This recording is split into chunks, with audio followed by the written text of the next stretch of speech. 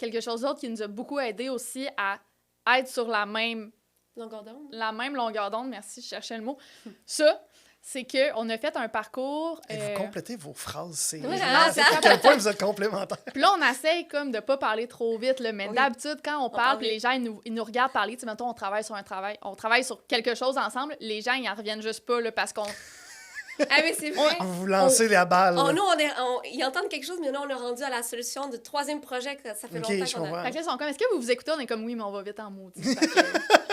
Chaque semaine, découvre des créateurs passionnés et passionnants dans des discussions authentiques et approfondies. Ici Olivier Gédé et bienvenue à Passionné saison 2. Merci d'être à l'écoute de Passionné. Aujourd'hui, on change un peu la recette avec 2 invités. Tout d'abord, par contre, je veux te dire que l'épisode d'aujourd'hui, comme tous les autres épisodes de la saison 2, sont enregistrés chez On est Live Productions. C'est un magnifique endroit pour enregistrer un podcast à Québec. Si tu planifies donc un podcast ou un webinaire, une formation en ligne pour ton entreprise, je te recommande fortement de les appeler. Tu ne le regretteras pas. Merci d'être là, d'ailleurs, d'être à l'écoute de Passionné saison 2. Si c'est ta première fois, surtout, je te remercie énormément d'avoir choisi Passionné.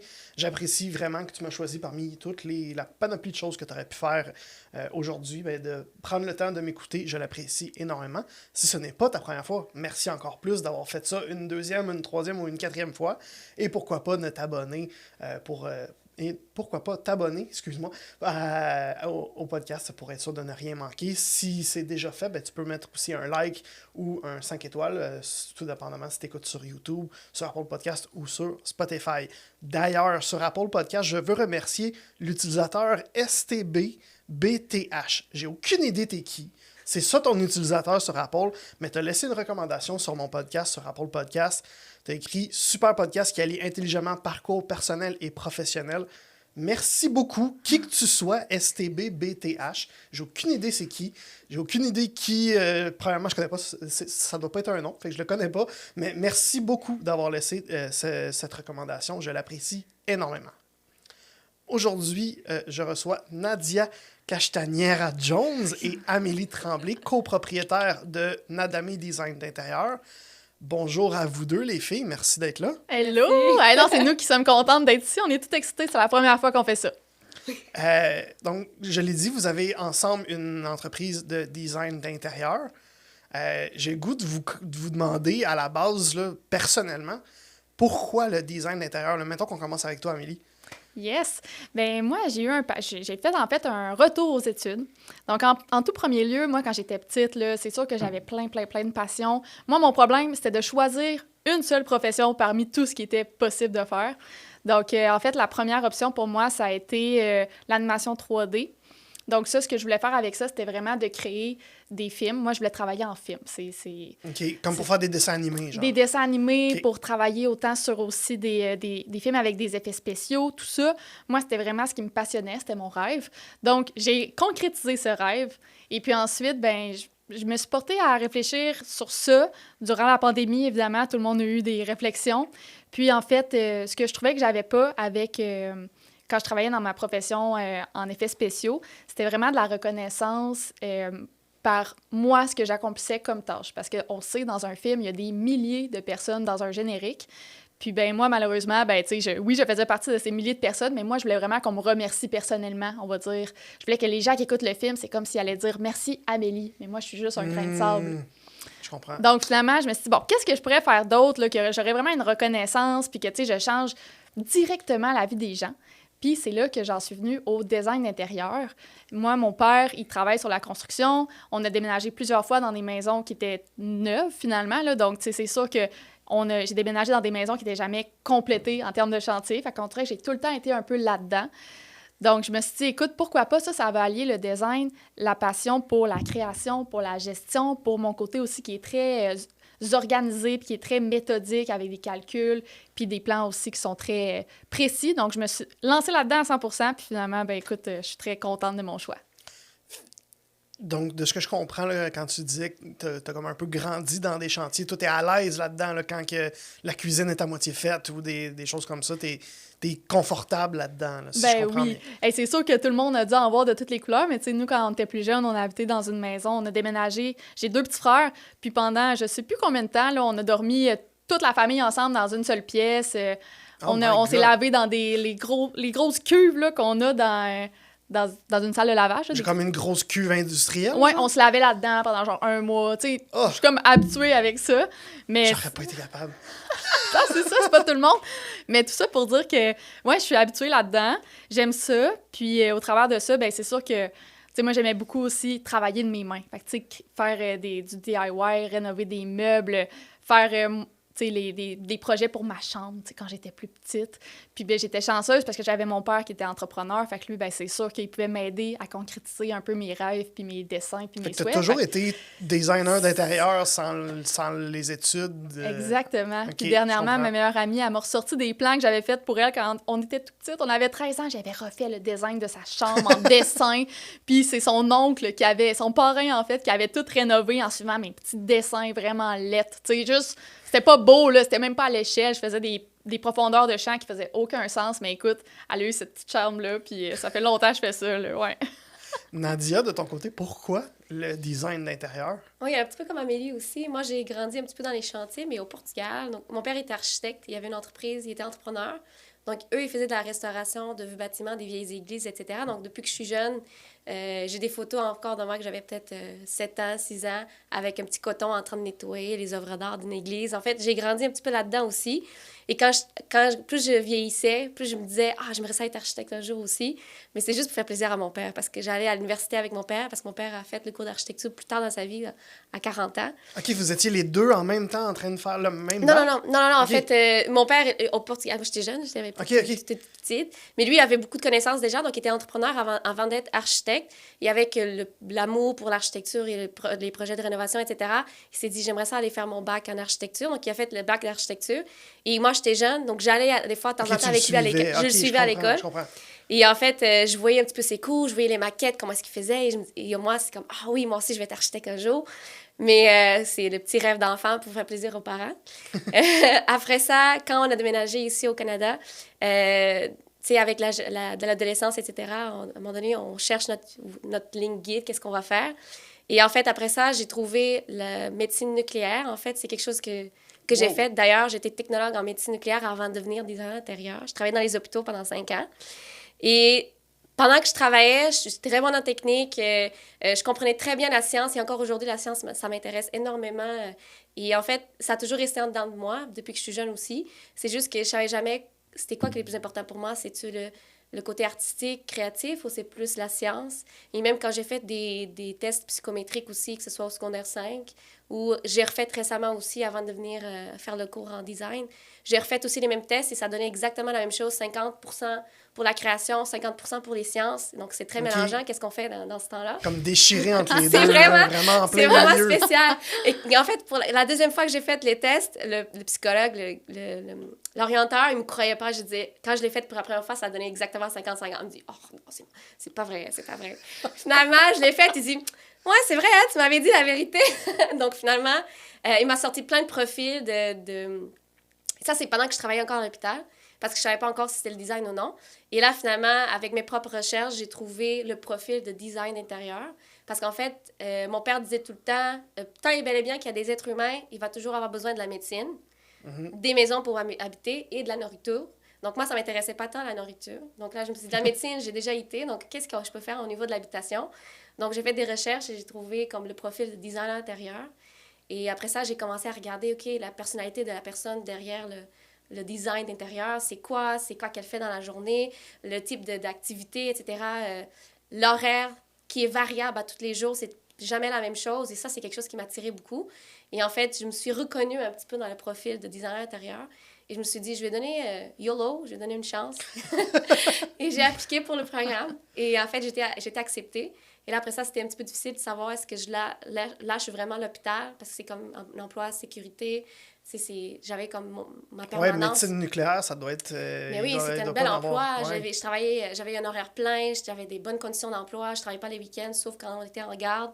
C'était un bon salaire, etc. Donc, c'était vraiment, vraiment intéressant comme emploi, mais c'était très répétitif je pouvais pas évoluer. Et moi, je savais pas que c'était un profil entrepreneurial. Ça, on l'a reconnu avec les expériences. Mais moi, mon profil entrepreneurial, il y avait le besoin d'évoluer. J'avais besoin de... Mes connaissances avaient besoin d'évoluer. J'avais besoin d'explorer des choses, sentir que je faisais une différence.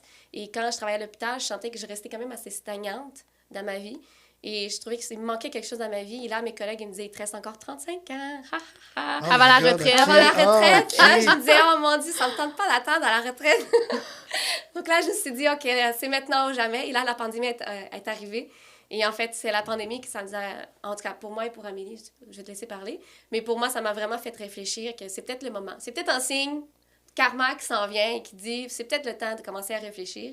Et donc, j'ai fait la décision d'aller en design et me voilà ici aujourd'hui avec Amélie. Si je comprends bien, t'as tout le temps été attiré vers le design intérieur puis vers l'entrepreneuriat, oui. Mais tu l'avais comme pas reconnu? Non, j'avais pas du tout compris que c'était une veine en moi, que c'était entrepreneurial. J'avais pas compris que c'était ça parce que personne ne m'avait expliqué que c'était de même, ou quelqu'un qui est vraiment proactif, quelqu'un qui essaye d'aller plus loin, de trouver de nouvelles idées, d'explorer, d'être...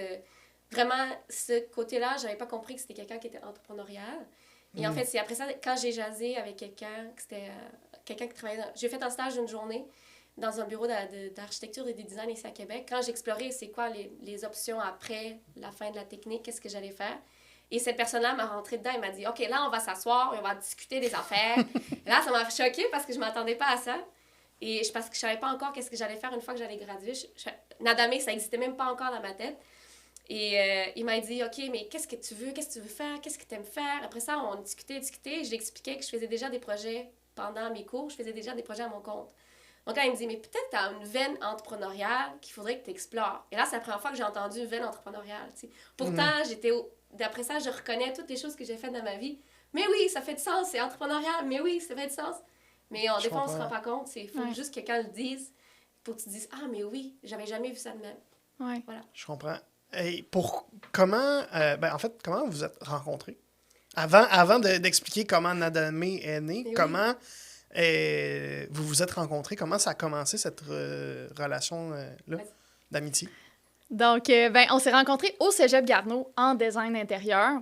Donc, en fait, nous, on a commencé notre technique, on était à distance parce que c'était la pandémie, donc on voyait personne.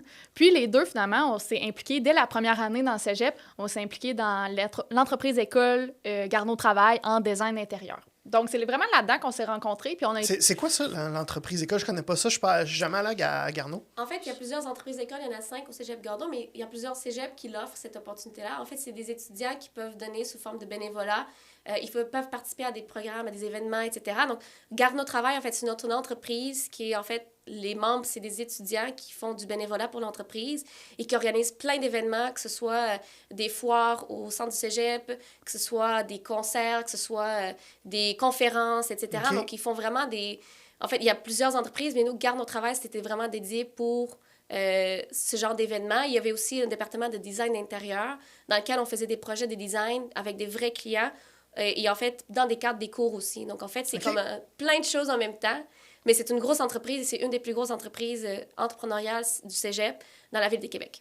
OK. Dans la ville de Québec ou au Québec? C'est un des deux.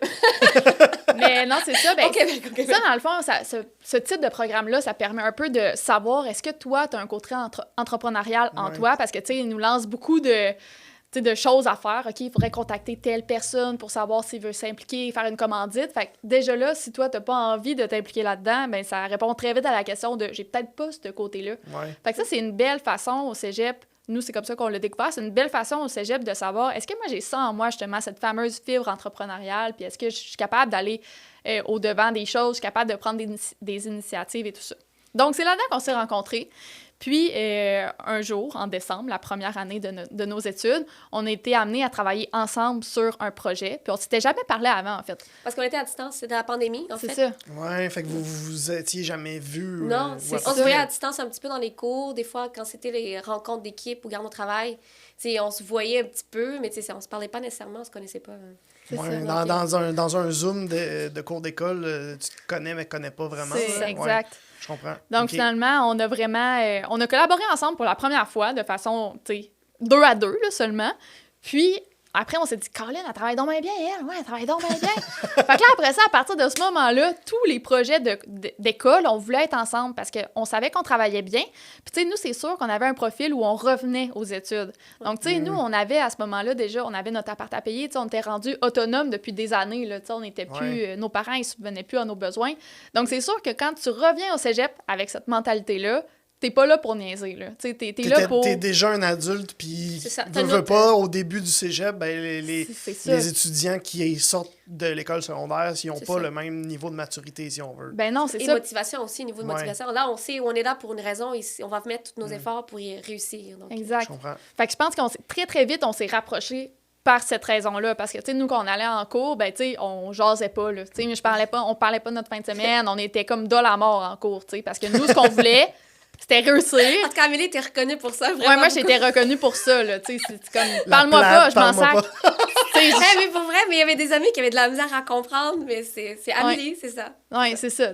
Fait Je qu'on s'est comprends. rencontrés là-dedans. Donc, c'est ça. De fil en aiguille, on a continué à faire des projets ensemble au cégep. Puis, entre-temps aussi, on s'est trouvé chacun des emplois dans des compagnies de design aussi à temps partiel durant nos études. Puis, tu sais, ben, c'est sûr que, tu sais, on avait plein de commentaires ou plein de points. C'est quoi les points pour, les points contre cette entreprise-là? Puis là, on essayait un peu de... C'est quoi le... Tu sais, de trouver, en fait, le juste milieu, puis ce que nous, on voulait vraiment.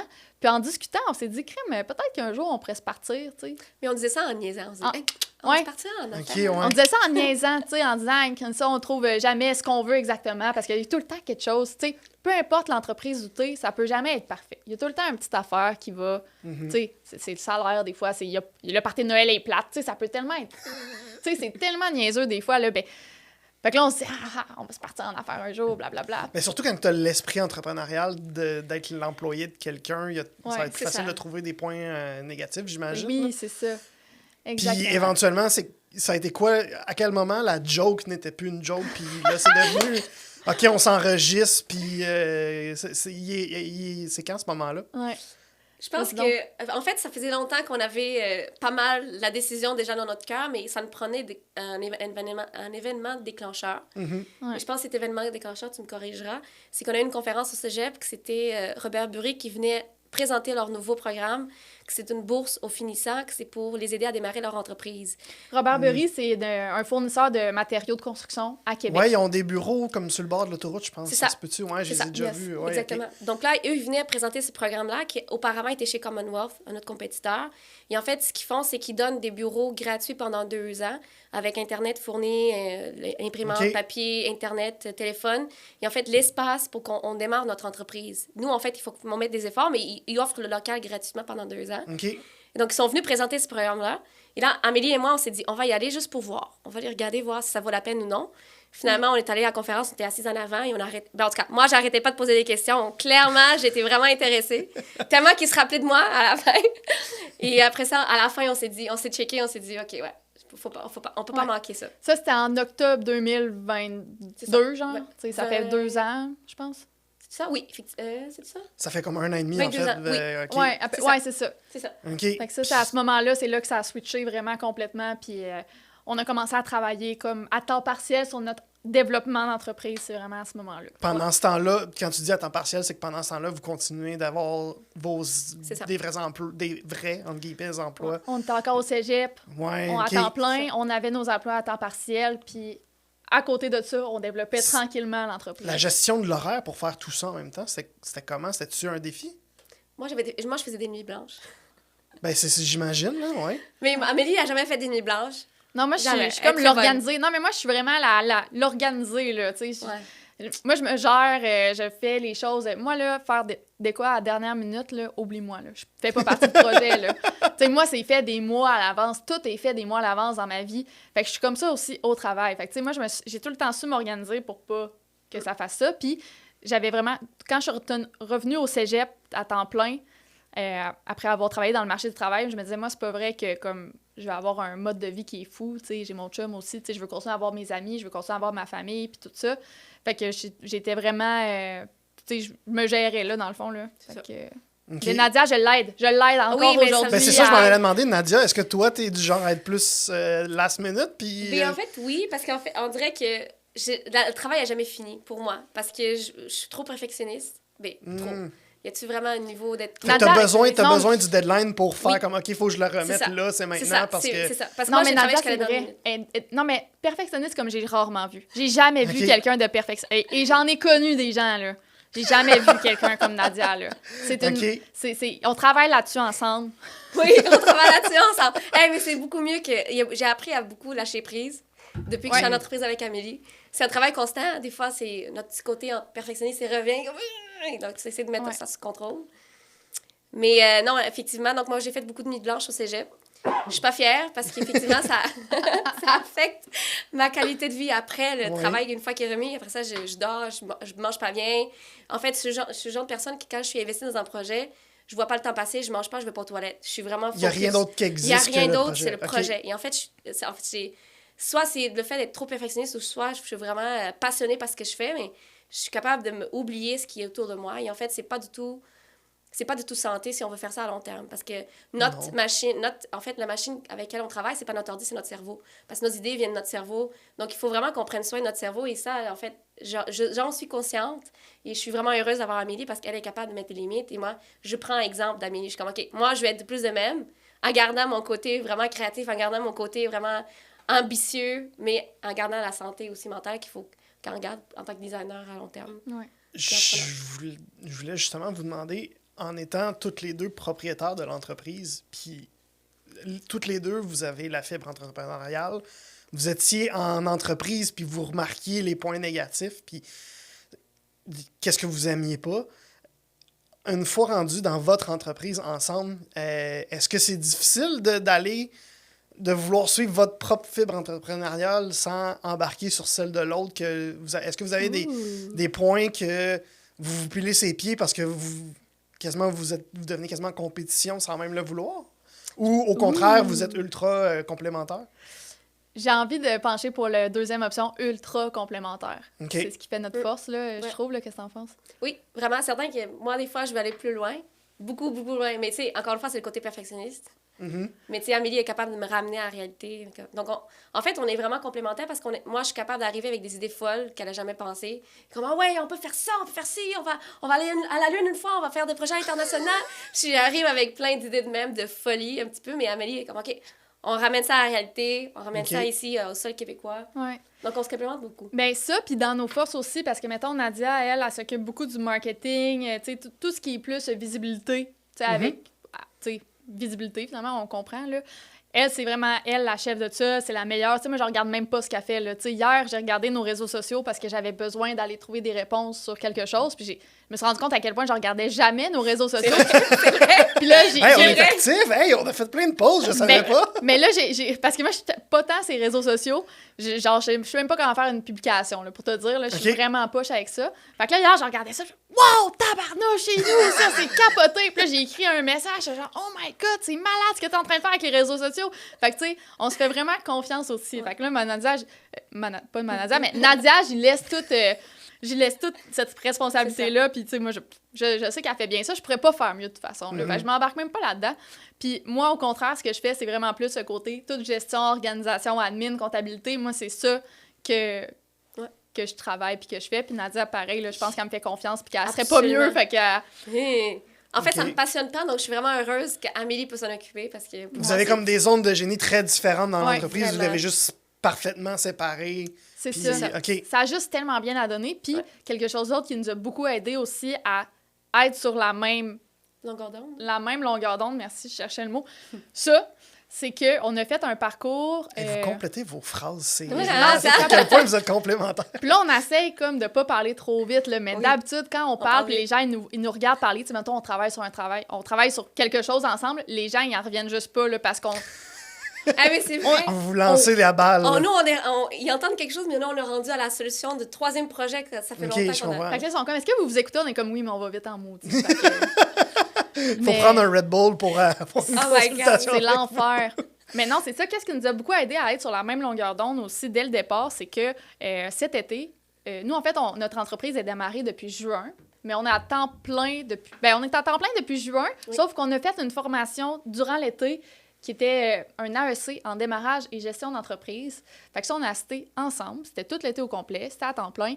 Puis ça nous permettait de vraiment bien établir les bases puis de définir c'était quoi nos ambitions, nos objectifs, les limites à ne Nos pas valeurs, franchir, et tout. à ne pas franchir, les valeurs de l'entreprise. Fait que ça, là, ça nous a vraiment aidé à être sur la même ligne parce qu'on s'est rendu compte durant la formation qu'on n'avait pas nécessairement les mêmes points de vue sur tout, ce qui est bien normal parce qu'on est deux personnes différentes, pas avec le même bagage, la même histoire. Fait que ça nous a vraiment permis de trouver, de venir s'ajuster sur Nadia, qu'est-ce qui est prête à accepter, Amélie, qu'est-ce qui est prête, c'est où le juste milieu pour être capable de faire une compagnie qui nous représente les deux à 100% quand même, tu sais.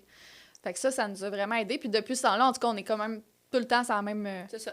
Il y a beaucoup de lâcher-prise aussi à faire. Donc. On peut pas vraiment imposer notre façon de faire quand on est à deux dans une entreprise. Mais là, toi qui es perfectionniste, ça doit être C'est ça. un gros Mais défi. je travaille là. là-dessus. Je travaille là-dessus en masse. Ouais. Je voulais vous demander, parce que là, on veut pas, on est en ralentissement économique quand même. Il y a moins de travaux. Pour une entreprise de design d'intérieur toute jeune comme la vôtre, tu l'as dit, ça, comme vous êtes fait ça à temps plein depuis juin, ça doit être un gros défi, là, direct en partant de... Quand même. Ça représente quoi pour vous, ce défi-là? En fait, en termes de financier, défi financiers, Dans tous les sens, là, mettons. Est-ce que vous avez est-ce que vous ressentez ce ralentissement-là, premièrement? Est-ce que vous avez l'impression que vous l'avez plus difficile que d'autres entrepreneurs qui se lançaient à un autre moment? je te dirais que c'est très difficile à dire parce que pour toute entreprise qui commence, les gens ne connaissent pas nécessairement et que se faire une clientèle, c'est toujours difficile. Peu importe le moment de l'état financier de la société, donc ça dépend. Mais on l'a ressenti un petit peu parce que ça faisait on a fait, en fait, des projets autour de notre entourage. Une fois que l'entourage était comme réglé, on n'avait plus de demandes de clients. Donc, en fait, ça faisait 2 mois qu'on n'avait pas eu de demande de clients. Donc, on a commencé à suer un petit peu. OK, mais qu'est-ce qu'on peut faire? Donc là, on commençait à trouver des idées. OK, qu'est-ce qu'on peut faire? Mais on savait qu'il allait y avoir Expo Habitat. Donc, Expo Habitat, ça nous a vraiment beaucoup aidé pour ça. Donc, en fait, pour répondre à ta question, ça me stresse pas tant parce qu'on va toujours trouver des solutions pour aller chercher des nouveaux clients. Donc, il faut juste mettre l'énergie aux bons endroits et trouver les bonnes solutions. Puis j'ajouterais même 2 points à ça. C'est que le fait que ça commence tout doucement pour nous, que ça a été une petite pente montante tout le temps, nous, ça nous a permis de tout le temps venir s'ajuster à chaque contrat et de ne pas être dans le jus dès le départ puis de dire « Et merde, là, on n'a pas bien fait ça, on a ça à l'ajuster. » Fait que c'était facile pour nous d'ajuster nos choses quand on se rendait compte qu'il y avait des choses à être modifiées finalement.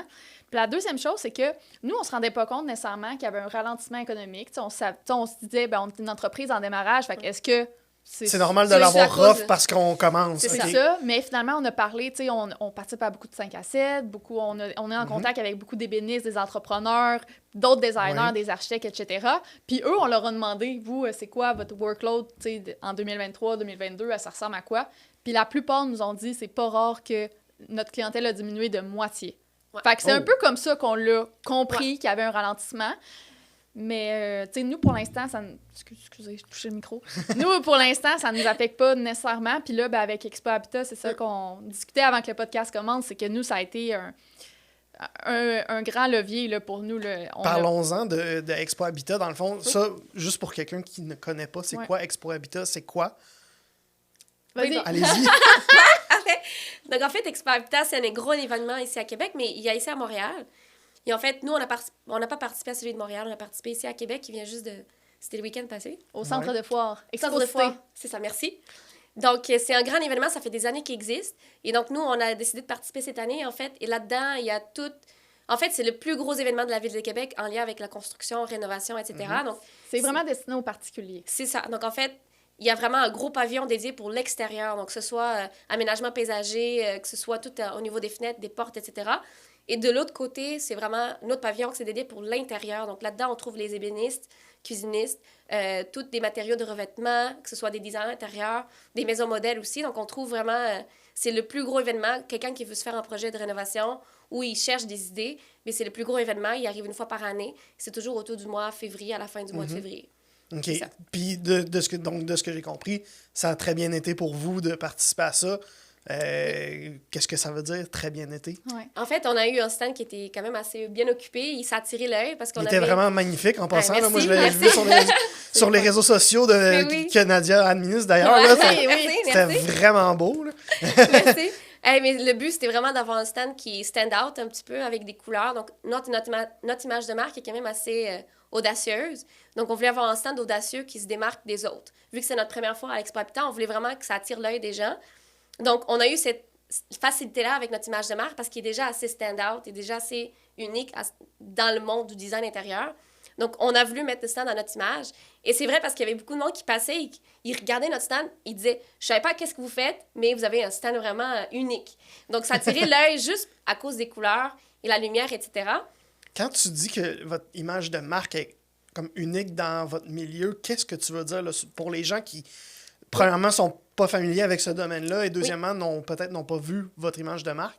Oui. Si tu peux juste la décrire puis expliquer qu'est-ce qui fait qu'elle est si différente du reste. Absolument. En fait, quand on regarde un petit peu par rapport au domaine de l'architecture ou du design intérieur, la base, en fait, ce qui est plus standard, c'est que c'est des professionnels sérieux. Donc, ils vont avec des images de marque plus sobres, plus linéaires, que ce soit en architecture, des couleurs plus soit pastel, noir et blanc, etc.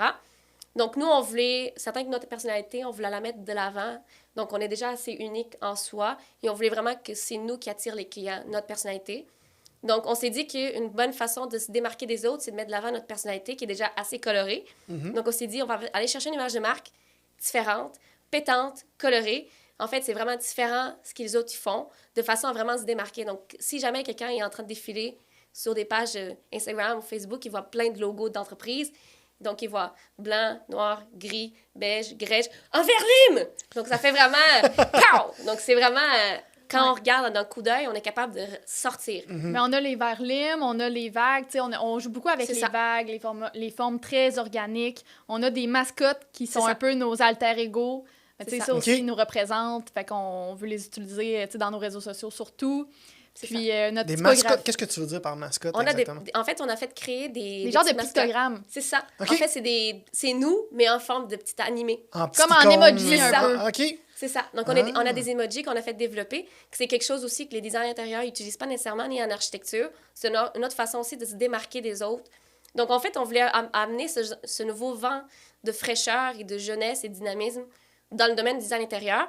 Et pourquoi la couleur verline? Parce qu'en fait, on ressent qu'il y a beaucoup de gens qui ont peur d'oser la couleur et ont peur de sortir un petit peu de leur zone de confort. Et non, en fait, le but de nous, c'est de leur montrer qu'on peut vraiment s'amuser avec la couleur. Il ne faut pas en avoir peur. Et en fait, il faut l'assumer en tant que tel. Ça fait partie dans le design intérieur, en plus, c'est quand même un gros statement. Là, c'est ça. Donc, si je comprends bien, pour vos clients aussi, si on est client chez vous, on doit s'attendre à avoir un peu de couleur dans Pas nécessairement. En fait, le but, en fait, c'est de leur montrer qu'on peut sortir de ce qui est standard. On peut aller vraiment s'amuser. Il faut juste savoir comment l'appliquer. Après ça, nous, on est là vraiment pour les guider vers le meilleur choix, quelle est la meilleure couleur, à où est-ce qu'on peut l'intégrer, etc. Parce qu'il y a des clients qui sont plus... qui ont plus frileux, donc ils veulent pas nécessairement avoir de la couleur, ils veulent quelque chose d'intemporel, et c'est bien correct. Donc nous, on fait des designs intemporels, et après ça, on aime ça les agrémenter avec la couleur. C'est ça, donc avec des petites touches. Donc, en fait, nous, comment on approche la chose, et en fait, plusieurs designers vont l'approcher de la même chose, c'est de dire, bien, on peut vraiment s'amuser dans les accessoires, donc avec des petites couleurs pétantes, parce que si vous changez en 5 minutes, bien, c'est réglé. Donc, ou même la peinture, tout ce qui est pas cher, puis ce qui est pas compliqué à changer, c'est là qu'on peut venir mettre un peu de couleur pour vraiment rendre l'espace unique. Pas sentir quelque chose que peu importe, ça. Dans 2 ans, on va avoir le goût de le changer de toute façon. De ne pas ressentir nécessairement que ça vient d'une revue ou que tout le monde pourrait avoir la même chose chez soi, parce que c'est ça aussi l'objectif d'embaucher un designer, c'est d'avoir finalement un résultat qui est vraiment différent, qui sort des sentiers battus, puis que tu ne pourrais pas nécessairement créer par toi-même. Fait que nous, amener la couleur, amener des formes qui sont moins utilisées, bien, ça permet vraiment de faire en sorte que l'espace final aménagé, on se dit, crime, ça, là, ça n'a pas été fait par un 2 de pique, là, tu sais, ça... Et c'est pas chez les C'est voisins ré- non plus. C'est réfléchi, Ouais. t'es le seul à avoir cet espace-là, puis ça te correspond parce que ce qu'on a mis dedans, les matériaux qu'on a choisis pour toi,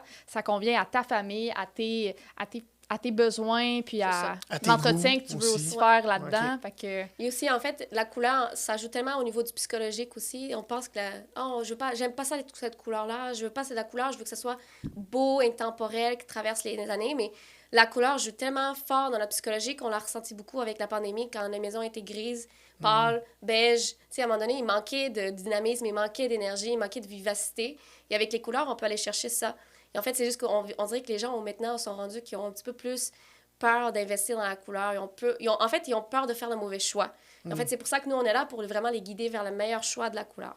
Et en Ok. fait, c'est comme ça que notre image de marque, pour revenir à l'image de marque, Oui. c'est le but, c'est de leur montrer qu'on peut vraiment s'amuser avec de la couleur et de s'assumer dans sa personnalité et de à pas avoir peur de mettre la couleur qu'on aime juste parce on veut que ça soit intemporel. Il faut juste réfléchir où est-ce qu'on peut l'investir. Et où. OK. Je Exactement. comprends. Je comprends. J'aime beaucoup cette mentalité-là aussi. Là. C'est vraiment le fun. C'est quoi, en fait, l'expérience client chez Nadamé? C'est quoi le processus? Oui, en fait, je te dirais qu'on a vraiment évolué beaucoup parce qu'à chaque client, on a changé. Je te dirais que même aujourd'hui, si on dit de quoi, ça se peut que ça évolue encore parce OK. qu'on améliore tout le temps notre service client. On le peaufine tout le temps parce que vu que ça avec fait juste les quelques... expériences qu'on a, puis ouais. C'est ça. Parce qu'en fait, ça fait juste quelques mois qu'on est en activité et en fait, à chaque client, on fait des tests. On teste des choses. OK. Des fois, ça marche, des fois, ça marche pas et on l'adapte. En ce moment, je pourrais t'expliquer un petit peu comment ça fonctionne. Donc, nous, en fait, on s'est rendu compte que ce serait le plus simple qu'on charge à l'heure. Donc, nous, on fonctionne, c'est qu'on rencontre nos clients une fois chez eux. On regarde ensemble c'est quoi leur projet. Ensuite, après ça, on fait une estimation de nos honoraires. Donc, on estime, bon, pour tout ce que vous voulez, voici combien on pense que notre temps pourrait prendre pour réaliser votre projet. Et ensuite, nous, comment ça fonctionne, c'est qu'on travaille à l'heure. Donc, on fournit nos feuilles de temps. Et en fait, c'est ça que ça correspond aux factures. Donc, c'est comme ça qu'on est rendu à cette étape-là. C'est ce qu'on a promouvoir, promu à Expapta. C'est ça qu'on a promu à Expapta. Mais ça se peut que dans 2-3 mois, on s'est rendu compte que finalement, après avoir essayé avec 10 clients, que ça marche pas et qu'on va le Ouais. changer encore. Ouais. Mais C'est la beauté d'être en entreprise parce qu'on peut tester des choses et être entrepreneur, propriétaire d'entreprise et qu'on peut tester des choses. Et finalement, ça se peut qu'en jasant avec un designer dans un autre réseautage, une soirée de réseautage, il va nous dire « Ah, je fonctionne de cette façon. Hey, on n'a jamais pensé à ça. Ouais. On va le tester, voir avec un client, voir. » Donc, Puis, mais en termes d'étapes, ça ressemble à quoi? Fait que là, t'as dit première visite des lieux pour voir c'est quoi le projet. c'est ça. Ensuite, j'imagine vous commencez à travailler sur le projet, Ouais. mais par la suite, ça va être quoi les étapes? J'imagine il y a des rondes de vérification, de confirmation.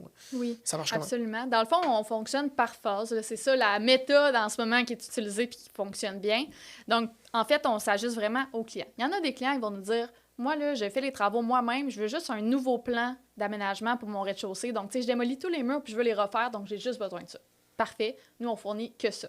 Il y a d'autres clients qui vont nous dire cependant « Moi, je rénove mon rez-de-chaussée au complet, on va dire, mais je veux rien m'occuper. Je veux que ça soit un clé en main. Je veux pas avoir à aller magasiner. Je veux pas avoir à aller trouver mon entrepreneur. Moi, là, je vais arriver un soir de semaine, puis c'est fait, limite. Là. T'sais, ils veulent comme que ça soit par magie, puis c'est normal, parce que c'est des gens souvent qui travaillent Trop beaucoup, qui n'ont pas beaucoup de temps, qui ont des enfants, ils n'ont pas juste ça à faire. Fait que ça, comment on fonctionne dans ce cas-là, c'est qu'on va vraiment y aller en étapes. Donc, nous, on travaille de notre côté. On fait l'œil plan, on fait des 3D, on choisit des matériaux préliminaires, on fait valider par le client.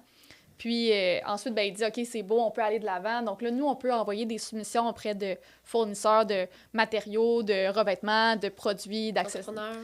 Peu importe. Fait qu'on peut faire les soumissions, puis on fait tout le temps valider aux clients. T'sais, nous, c'est pas nous qui va embaucher l'entrepreneur, mais on peut aider les clients dans ces étapes-là qui sont souvent beaucoup de paperasse, puis c'est pas tout le monde qui est à l'aise Ouais. avec ça. Puis des fois, c'est difficile aussi, tu vas envoyer plusieurs soumissions, tu sais pas comment les comparer. Fait que nous, on peut aussi les aider à « Ah, regarde ici, tu vois, il a changé telle chose, il t'a changé les produits, OK. » Fait on est vraiment là pour les guider, pour les soutenir. Puis, on va continuer comme ça jusqu'à temps que l'entrepreneur arrive dans le projet, quand il est prêt à construire. Puis souvent, l'entrepreneur, lui, quand il arrive, ben, il sait quoi faire. Puis avec des plans de qualité, ce qu'on est capable de lui fournir, ben, normalement, l'entrepreneur est aussi autonome pour effectuer les travaux sans avoir besoin d'appeler le client à toutes les 2 minutes ou nous appeler nous en disant « Fait que ça allait à quelle hauteur, donc, la céramique? Puis là, ça, puis ci, puis ça. » Fait que, à ce moment-là, ben, tu sais, dès que l'entrepreneur entre, d'habitude, là, c'est assez... ça se gère bien, mais on va quand même toutefois faire des suivis de chantier pour s'assurer, en effet, que tout a été bien compris, que, tu sais, il n'y a pas d'imprévu, puis que ça va bien, puis selon ce qu'on avait prévu aussi, là. J'ai une question à propos du design d'intérieur en général. C'est peut-être un peu bizarre, là, mais moi, je viens du monde des communications puis du marketing. Ma spécialisation est en podcast. Mm-hmm. Est-ce qu'en design d'intérieur, il y a des spécialisations, genre spécialisées en cuisine, spécialisées en... C'est quoi vos spécialisations? En fait, nous, il existe, en design intérieur, quand tu sors du cégep, d'ailleurs, c'est une formation en cégep, on peut faire un bac, mais le bac, en fait, est dédié vraiment pour explorer la création plus profondément. Donc, quand on sort du cégep, on est prêt pour travailler dans le marché du travail. Donc, nous, en fait, quand tu sors, tu peux faire vraiment beaucoup, beaucoup de choses. Tu peux travailler en tant que spécialiste, spécificateur en mobilier. Soit tu peux travailler sur des revêtements de plancher, des revêtements muraux. Tu peux travailler comme designer. Tu peux travailler comme pigiste, en fait. Cuisiniste. Tu peux travailler dans une entreprise, c'est des entrepreneurs. Et en fait, tu es là pour les guider les clients. En fait, il y a plein de portes de sortie. Tu n'es pas dédié juste pour être designer intérieur. En fait, tu as la formation pour des projets de rénovation ou construction neuve intérieure. Et après ça, tu peux faire n'importe quoi avec. Il y a des gens, en fait, qui se promènent autour du Canada pour spécifier des logiciels, par exemple. Donc, en fait, ça existe plein de portes de sortie. Sinon, c'est quoi ta prochaine question? C'était nous, c'est quoi qu'on fait? Okay. Vos spécifications. Ouais. Voyons, j'ai perdu mes mots, t'as compris. Oui, ben, en fait, donc, moi, en fait, j'aime ça l'expliquer comme on est un médecin généraliste, en fait. Nous, on est très généraliste. Donc, nous, on touche un petit peu à tout. Donc, que ce soit au niveau de l'aménagement, le choix de matériaux, la coloration, les plans techniques, etc. Donc, on est très spécialiste. Après, très généraliste, pardon. Et après ça, dès qu'il y a quelque chose qui demande plus de recherche, plus approfondie, au niveau de la fondation, etc., bien, nous, on va aller chercher des spécialistes qui sont vraiment dédiés pour cette chose, pour nous guider, en fait, dans le meilleur choix. Donc, on est vraiment généraliste dans les projets de rénovation ou de construction neuve. Ben en gros, ouais, c'est ça. Oui, généraliste, mais je veux dire, quand même, tu sais, quand même pas. Les gens qui devraient faire affaire avec nous, c'est vraiment les gens qui veulent faire des changements majeurs dans leur propriété. Donc, pas juste dire « je rénove la cuisine » et tout reste exactement au même endroit. Ça, c'est pas le type de projet pour nous. C'est ça. Ça, en fait, c'est peut-être plus simple pour le client d'aller directement chez l'ébéniste avec qui il veut faire affaire pour ses armoires. Cependant, s'il dit « moi, je veux rénover mon aire de vie au complet, donc mon séjour, ma cuisine, ma salle à manger, je veux changer des portes et fenêtres, je vais peut-être revoir en même temps le garde-robe de mes enfants », bien ça, c'est parfait pour nous parce qu'il n'y a aucun autre spécialiste dans le marché qui va pouvoir te donner tout ça. Parce que sinon, tu vas aller chez un cuisiniste pour aller chercher ta cuisine. Là, après ça, il faut que tu ailles chez un marchand de portes et fenêtres pour aller voir pour tes fenêtres. Là, après ça, il faut que tu ailles voir quelqu'un d'autre. Là, il faut que tu fasses des demandes de permis à la ville. Puis là, tu ne sais plus du tout où aller. Donc, nous, on est comme des genres de chargés de projet, finalement, pour des projets d'envergure comme ça. Fait que c'est sûr que ça vaut la peine de faire affaire avec nous parce qu'on est le point qui va lier tous les autres professionnels qui vont avoir besoin de faire des travaux dans cette maison-là. Donc, tu sais, c'est sûr que dès que c'est un travail de cloison intérieure puis qu'il faut revoir plein de choses, on est spécialiste là-dedans, finalement. Donc, tu sais, général, oui, mais pas tant que ça. C'est vraiment pour... Tu as des projets d'envergure, il faut aller voir une designer. Nous, on est parfaite pour ça. Puis, on fait aussi affaire avec des technologues en architecture. Donc, quand on fait un agrandissement de maison, nous, on ne veut pas nécessairement se lancer dans les élévations extérieures, les demandes de permis, parce que ce n'est pas notre champ d'expertise. Donc, on a des pigistes avec qui on fait affaire pour vraiment s'occuper de ce bout-là. Puis ensuite, bien, nous, quand on rentre à l'intérieur, là, on peut s'occuper de vraiment tout ce qui est autour de ça, là, sans problème. Là. C'est rempli de beaux, gros projets, tout le projet Nadamé. Ça doit prendre beaucoup d'énergie, beaucoup de charge mentale. Pour calmer ça, si on veut, pour relaxer, là. Je vous avais demandé la question avant le podcast pour savoir c'est quoi, justement, vos techniques. On va commencer avec Amélie. Toi, tu m'as parlé du cinéma. Oui. Y a-tu un type de film en particulier? Y a-tu un film en particulier qui va t'aider à relaxer un peu? Je déteste répondre à la question « Est-ce que tu as un film préféré? » Mais moi, Parce que j'en ai aussi, trop. par exemple. Je connais qu'elle aime beaucoup les musicales. J'aime beaucoup les comédies musicales, j'aime beaucoup les drames. Je te dirais qu'il y en a que j'aime moins. Je suis moins portée de façon naturelle vers ce type de film-là.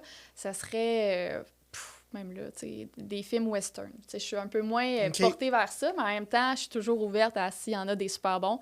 Moi, depuis que tu sais, justement, là, je disais que moi, avant, j'avais étudié pour être en fait, en animation 3D. Oui, c'est vrai. Fait que j'ai travaillé vraiment dans ce milieu-là. Moi, je travaillais dans les effets spéciaux au cinéma. Fait que ça, c'était mon rêve, là. Tu sais, ça, c'était mon plus grand rêve de travailler sur des films un jour. Fait que ça m'a toujours vraiment porté, le cinéma, l'art. Cet art-là, en fait, moi, je dirais que c'est presque ma plus grande passion. Ceci dit, je veux pas un emploi dans ce marché-là. OK. Je suis la parfaite Pourquoi? fan. Je sais pas, c'est pas... Ben, c'est trop des grands projets d'envergure. Comme je disais, tu sais, souvent, t'es des milliers de personnes à travailler sur un projet. Puis moi, je veux un impact direct sur la vie des gens. Fait qu'en étant designer, ben, le client, c'est qui va remercier au bout du compte? C'est beaucoup la personne. Tu sais, c'est toi. Tu sais, c'est nous qui a changé sa vie. Fait que moi, ça vient encore plus m'enchanter que juste avoir été un grain de sel. Wow, dans l'énorme soupe que peut être un film. Exactement. Fait que non, depuis que je suis petite, ça m'a toujours vraiment plu les films. Moi, j'écoute les Oscars à tous les ans, religieusement. J'ai comme tout un setup pour écouter ça. Je fais des pools pour savoir, puis j'écoute tous les films. Là, je suis là-dedans, là, parce que les Oscars, c'est la semaine prochaine. Je suis en train de me faire tous les films des Oscars. J'aime vraiment ça, les critiques. Quand j'étais jeune, je voulais aussi être critique de films. Okay. Mais à part faire chier ceux-là qui font les films, ça amène pas grand-chose. Fait que, tu sais, finalement, j'ai laissé tomber ça. Mais non, j'aime vraiment les films. Puis, tu sais, pour en nommer quelques... Moi, un film qui a changé, qui m'a bouleversée quand j'étais plus jeune, c'était Réponse, le film de Disney. Parce que c'est ça qui m'a fait vraiment confirmer le choix que je voulais aller en animation 3D. Parce que aussi, à la base, je voulais faire des films d'animation. Fait que moi, ce film-là, il a bouleversé ma vie. Non pas que c'est la plus grande œuvre cinématographique qui a jamais existé sur la planète Terre, mais vraiment, cette œuvre-là, quand je l'ai vue, c'est à ce moment-là, je me suis dit, OK, c'est bon, moi, je m'en vais travailler en film, c'est décidé. Puis ça, j'avais comme 15 ans, là, quand je l'ai vu. Ben, en fait, t'as comme répondu à ma question un peu à l'avance, parce que souvent, les grands amateurs de films, ce qu'ils vont aimer, c'est qu'ils vont connecter avec un film, qu'ils vont vraiment avoir un lien particulier. Fait que de ce que je comprends, le premier, ça a été Réponse.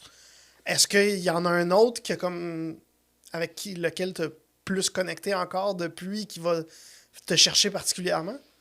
Ah, mon Dieu Seigneur. J'avais beaucoup aimé, à l'époque, quand je l'ai vu, Le Moulin Rouge. Fait que c'est une comédie musicale. J'avais beaucoup aimé ce film-là. Ça a été un des premiers films musicaux que je me suis dit, wow, moi, les comédies musicales, ça vient me porter. Parce que la chanson, on dirait que quand quelqu'un chante, on dirait que j'ai envie de pleurer. C'est même, c'est trop beau.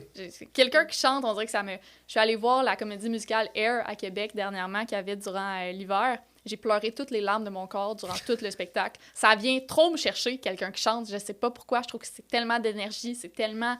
On dirait qu'il donne tout. Cette personne-là, elle donne tout. Puis ça...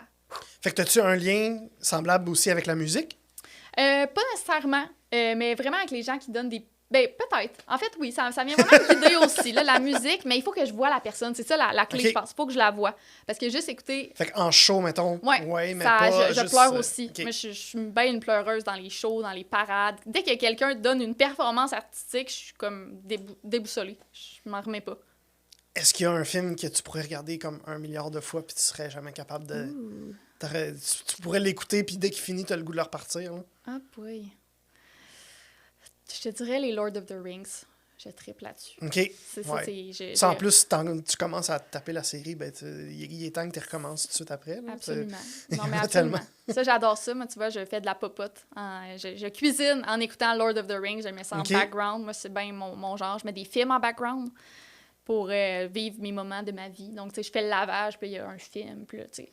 Mais ça, c'est tout le temps des films que j'ai vus, là, parce que sinon, quand c'est la première fois que j'écoute un film, je l'écoute, on fait pas pause, là, on parle pas à personne, tout le monde se lance. Puis pour moi, la meilleure façon de regarder un film, c'est d'aller au cinéma. J'y vais tout le temps.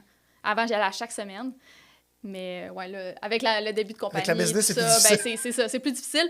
Mais ouais, non, j'adore le cinéma. C'est pas mal mon activité préférée, je te dirais. OK. Puis une petite dernière question. Ouais. Est-ce qu'il y a un film qui est peut-être mal aimé ou que tu trouves que les gens n'ont pas assez vu, qui ont besoin d'aller le voir ou de le voir?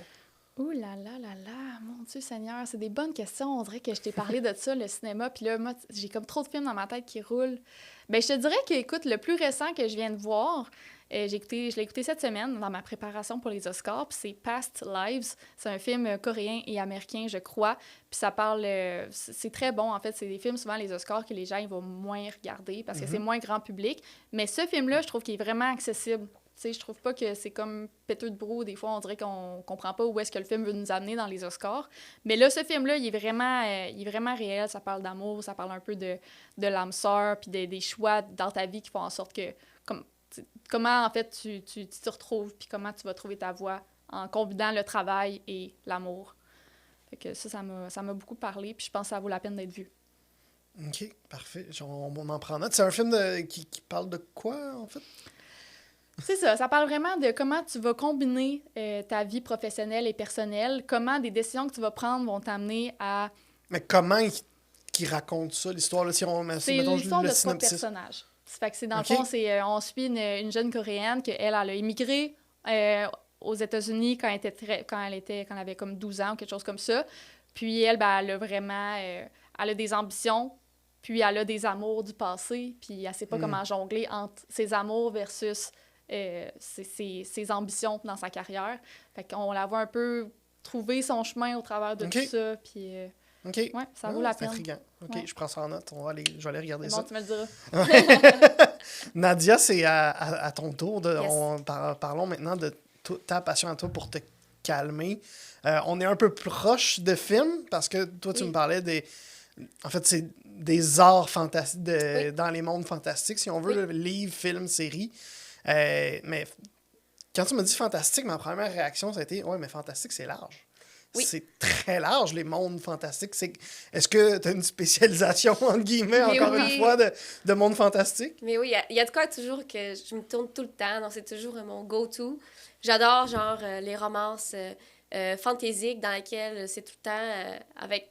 Que ce soit... J'aime beaucoup la réincarnation. Des fois, c'est quelqu'un qui a passé des années et c'est un dieu et qui finalement, il tombe son amour... Il trouve son amour de sa vie 1000 ans après qu'il est encore sur la planète. En tout cas, c'est plein des affaires OK. de même, d'histoires d'amour. En tout cas, des histoires d'amour, j'aime tout le temps et avec la petite touche vraiment plus fantaisique que OK. de l'imaginaire, j'adore en tant que tel. OK. Puis ça te vient d'où? Hey, C'est quoi, mettons, la première fois qu'on parlait de connecter avec un film? Est-ce qu'il y a une œuvre fantastique avec laquelle tu as connecté en premier? Vraiment. Donc, en fait, quand j'étais jeune, ma soeur a tombé sur Harry Potter. Elle a reçu les livres. Et j'ai reçu aussi un livre pour la collection et j'ai jamais été capable de le lire. En fait, vraiment, j'ai jamais lu la collection en tant que telle. Jamais, jamais. En fait, c'est parce que, je sais pas. Je pense que c'est parce qu'il y avait l'aspect de... Il y avait pas tant de romance que ça. Donc, c'est peut-être pour ça que ça m'a jamais accroché. Et en plus, c'était des gros livres. Donc, on dirait que j'étais pas prête à le lire. J'étais pas prête. J'étais pas rendue là dans ma vie. Et en plus, je trouvais que c'était gros, les livres. Donc là, finalement, ça a pris du temps avant que je tombe vraiment en amour avec la lecture. Et après ça, j'ai trouvé un livre par hasard. Et c'était dans une foire du livre. C'était au Portugal. J'avais peut-être 11 ans, 12 ans. Quand j'ai vu un livre, que c'était quand même très, très gros. Et en fait, ça parlait d'une histoire. Je peux vous dire, le livre s'appelle Acheron. Et que l'écrivaine s'appelle Sherilyn Kenyon. C'était un livre en portugais, mais moi, je lis tout le temps en anglais. Et en fait, j'ai lu plusieurs livres de sa collection parce que c'est une énorme collection. Ça s'appelle Dark Hunters. Et en fait, ça parle de l'histoire de Dieu dans la Grèce antique ou de l'Atlantis. Et en fait, c'est de l'histoire... En fait, tout ce qui parle un petit peu de l'origine de l'être humain, ça m'intrigue beaucoup, beaucoup. Je suis passionnée par l'Égypte aussi. Ça vient me chercher. Et en fait, toutes les histoires qui parlent de ça... à l'époque, comment ça s'est passé. Et en fait, le livre Acheron, ça parle du dieu Acheron, qui lui, en fait, il a vécu une vie vraiment, excuse-moi l'expression, une vie de merde. Il s'est fait violer, il s'est fait prostituer, il s'est fait vraiment, il s'est fait couper les morceaux du corps, il s'est fait vraiment torturer dans sa vie, juste parce que quand il est né dans une famille en fait, c'est un roi et une reine, et en fait, il y avait un jumeau. Donc, vu que c'était pas prévu d'être un jumeau, lui, c'est comme s'il est venu voler la place à son frère de devenir le prochain roi. Donc, en fait, c'est comme si la famille l'a toujours puni pour cette raison-là. Donc, en fait, jusqu'à l'âge de 21 ans, il s'est fait torturer, il s'est fait prostituer, etc. Et à 21 ans, c'est là qu'il découvre qu'il était un dieu. Donc là, tout change. Mais en fait, il a été magané pour le restant de sa vie parce que ça a vraiment abîmé son psychologique. Depuis qu'il est jeune, jusqu'à 21 ans, ça touche le psychologique. Donc, la première partie du livre, même les 3/4 du livre, ça part de ça. C'est le fait que tout le vécu qu'il a passé à travers, toutes les épreuves qu'il a vécues, pour finalement, à la fin, trouver son amour de la vie. C'est fou, c'est une belle histoire, donc ça vient toujours chercher, ce livre-là. Donc, c'est le premier livre que j'ai lu, que ça m'a vraiment tombé en amour avec l'aspect fantastique, mais avec l'amour aussi, parce qu'on peut toujours se pardonner, toujours revenir à... En tout cas, ça pour dire Mais que... qu'est-ce qui te fait triper là-dedans? Est-ce que c'est l'univers fantastique qui L'univers. vient avec? L'univers et Ok. le fait aussi de l'amour.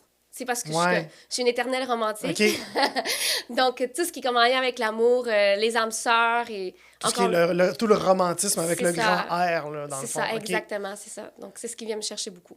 J'ai le goût de te demander la même chose que j'ai demandé à Amélie. Est-ce qu'il y en a un que tu dis mettons, une œuvre qui n'a pas été assez consultée? Fait qu'un livre ou une série ou un film fantastique qui n'a pas été assez consulté puis qui devrait l'être, qui devrait être au sommet, à ton avis?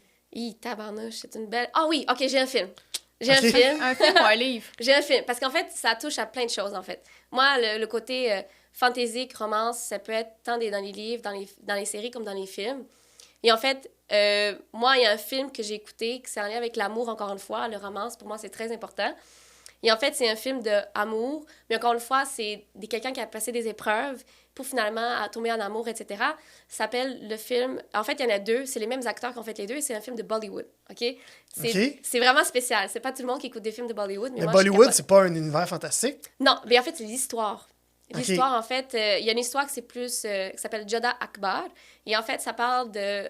En fait, c'est basé un petit peu sur l'histoire à l'époque. Et en fait, c'est les deux personnages qui ont... Un, c'est musulman et une, c'est...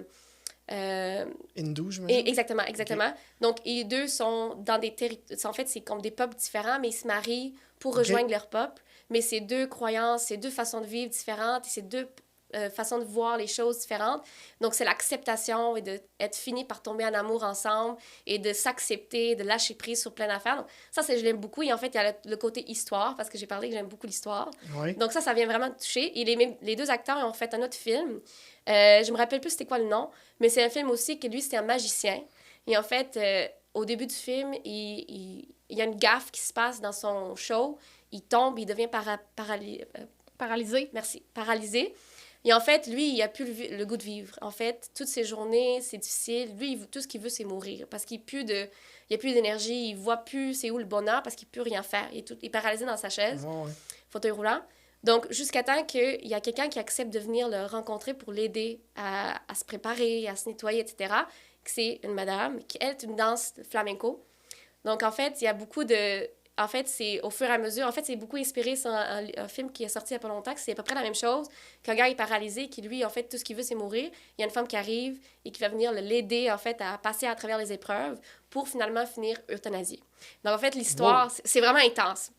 Mais c'est super belle histoire. Je m'attendais à n'importe quel mot, sauf... C'est ça. Okay. Mais c'est ça qui s'est fait. L'histoire, c'est vraiment belle parce que malgré tout ce qui est arrivé dans le passé, malgré toutes les épreuves comme tristes, le souhait du monsieur, c'est quand même de se faire euthanasier. Okay. Malgré qu'il est en amour avec une madame, malgré parce que lui, il sait qu'il ne pourra jamais être la personne qu'il pourrait être pour cette personne-là. Et c'est son choix personnel. Et en fait, dans l'histoire, c'est qu'il finit par la fin de se faire euthanasier. En fait, l'aide à mourir. Ouais. Pour ceux qui ne connaissent pas. Et en fait, c'est une super belle histoire et c'est un film que j'ai pas entendu qu'il y a beaucoup de monde qui connaissent, mais c'est un film vraiment de Bollywood. Donc ça, c'est vraiment Rappelle donc le nom? Hey, je connais pas le nom. Il faudrait que je trouve le nom. Mais non, Mais tu me le diras, puis je le donnerai dans la description. Hey, mais c'est vraiment... C'est beau avec la musique. Mais c'est tout ce dont tu parles, c'est tous des trucs très chargés en émotions. Oui, vraiment. Ça doit te revirer de tous les bords quand tu regardes ça. Là. Oui. Tu sais juste en parler, puis moi, je suis un peu scrap. Là. Mais oui! Mais oui! Hey, mais moi, j'ai de la misère parce que je suis très sensible aussi, donc j'ai de la misère à en parler. Ouais. Mais est-ce que c'est quelque chose que tu apprécies d'aller faire jouer dans tes émotions comme ça par ces œuvres-là? En fait, oui. En fait, on dirait que des fois, on oublie des petites émotions. Donc, on dirait qu'en revenant, en fait, sur ces émotions-là, en regardant les histoires, des fois, ça te fait réaliser plein de choses dans ta vie. Et en fait, c'est vraiment beau comme histoire parce que des fois, tu te dis, finalement, ma vie n'est pas si pire que ça. Oui, c'est ça que ça fait, oui. C'est ça. Donc, des fois, les films de même sont trop chargés, mais ça te fait comme, waouh, la vie est vraiment belle et trop courte, il faut vraiment l'apprécier. Et YOLO, encore une fois, you only live once. Il faut mieux faire ce qu'on veut faire que d'attendre à la dernière journée, se dire, je regrette d'avoir pas fait ça. Et pour venir sur l'entreprise, c'est pour ça qu'on s'est parti à l'entreprise, parce que you only live once. On s'est dit, c'est maintenant ou jamais. On se part en entreprise parce qu'il ne faut pas attendre à notre dernière journée pour se dire, on regrette de ne pas l'avoir faite. J'aurais jamais pu rêver d'une aussi belle boucle pour boucler Oui, hein? tout ça. Je savais. Toute cette discussion-là. Merci beaucoup de faire ma job. En terminant, je veux vous demander, est-ce qu'il y a une victoire des derniers temps que vous voulez célébrer particulièrement? Là, on enregistre un vendredi après-midi. Si on va faire le party à soir, là, qu'est-ce qu'on Oh my célèbre? God.